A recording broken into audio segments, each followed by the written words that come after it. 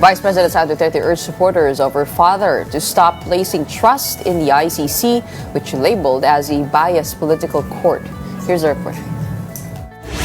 Vice President Sara Duterte criticized the International Criminal Court, accusing it of being biased in its handling of cases involving former President Rodrigo Duterte. She claimed the court had effectively prejudged her father's case and questioned its alleged reliance on jokes and public statements as grounds for denying motions filed by the defense, arguing these have no legal or factual basis. Kung na-prejudge na nila ang kaso ni Rodrigo Duterte, na-prejudge na po nato ang ICC as a biased political court, no? Dili siya court of justice. I-assume na lang nato na ilahagi ng ikulong. Mao magid na ilahang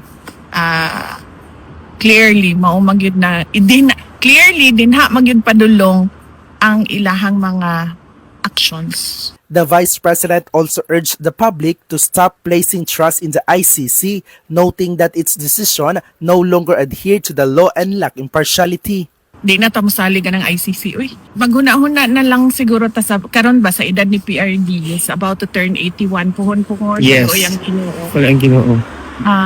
Ang huna-hunaon na lang nato, no, kung unsa ang makahatag og moral support sa iya. Her remarks came after the ICC Pretrial Chamber 1 unanimously denied the defense's request to indefinitely adjourn the proceedings, which cited a former president's alleged cognitive impairment.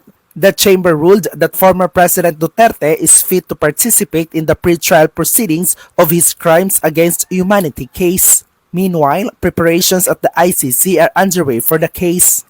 The court has admitted 29 alleged victims of the Duterte administration's drug war to stand as witnesses in the trial. They will be presented by ICC-accredited lawyers Joel Butuyan and Gilbert Andres, along with another attorney endorsed by the Office of the Public Counsel for Victims.